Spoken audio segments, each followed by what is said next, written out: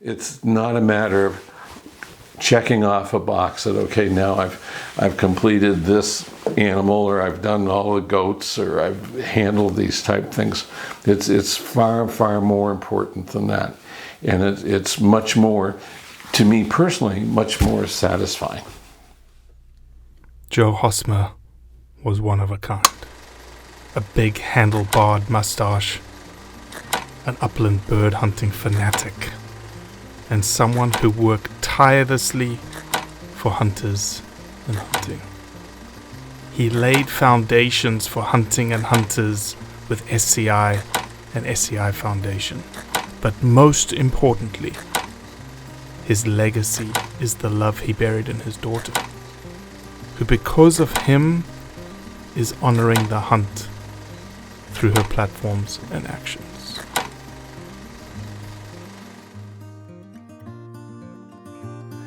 I grew up on a farm in Vermont. We had standard bred racehorses and Springer Spaniel bird dogs. I had a 410 bolt action Mossberg shotgun with a poly choke on the end of it.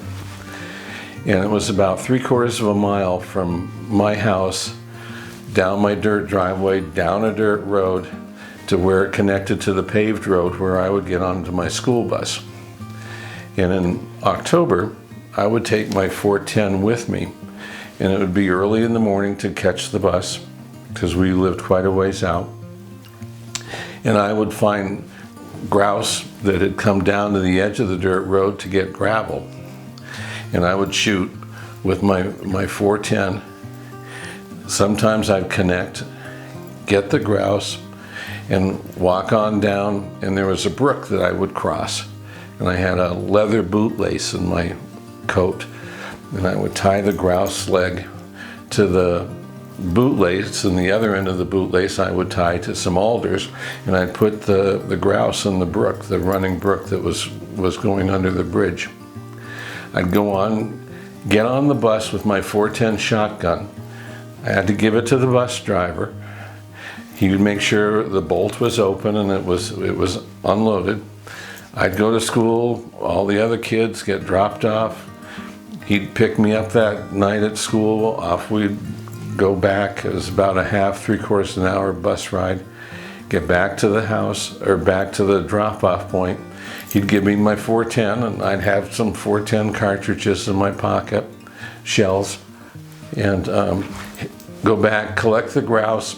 So that's just in my generation. And if you can imagine 1, 2 generations that have gone by, a kid in grade school getting on a bus with a shotgun, I mean, the world would implode if that happened today. So it's just an illustration of how quickly things can come when you look back. I've circumvented the globe a couple times chasing reindeer and caribou. I became passionate about that when I read an article about the different types of reindeer and caribou, which I never realized that there were. So I did 1, and then I did 2, and then I did 3. And what became of interest to me was not so much the animal itself, but the natural surroundings that each of them had that was a little different. The people that I would hunt with, the Inuits, the Eskimos, in Siberia, it was another group of people, the indigenous people of the Arctic, and how the same animal essentially was hunted in so differently in different parts of the world. Good shot. Any gift that we are given when we come into this world is part of our being, part of our DNA, part of our heritage, part of something that we've gotten from our grandfathers, from our family as we've evolved into being who we are. In my case, I'm the product of a trapper and a cowboy. So I have come from those genes. I've come from that, and I feel that I have a gift, and that gift is as an outdoorsman, as a hunter. And I see other folks that understand, and we can look at each other and just kind of grin and know that we've got it, where someone else who's struggling out there perhaps does not. And it comes from centuries of being hunters. From one generation to the next generation to the next generation. How I was brought up, how I brought up Brittany, how we've evolved into being who we are. And this is part of us. This is our DNA. My name is Joe Hosmer. I'm a hunter, I'm an outdoorsman, I'm a dad. Everyone has their own story. This is mine. It's in the blood.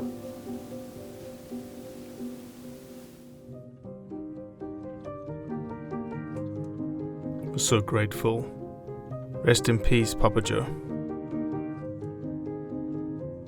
She said, "What do you do?" And I said, "I work West Texas selling mustache rides." Good blooper. Take two.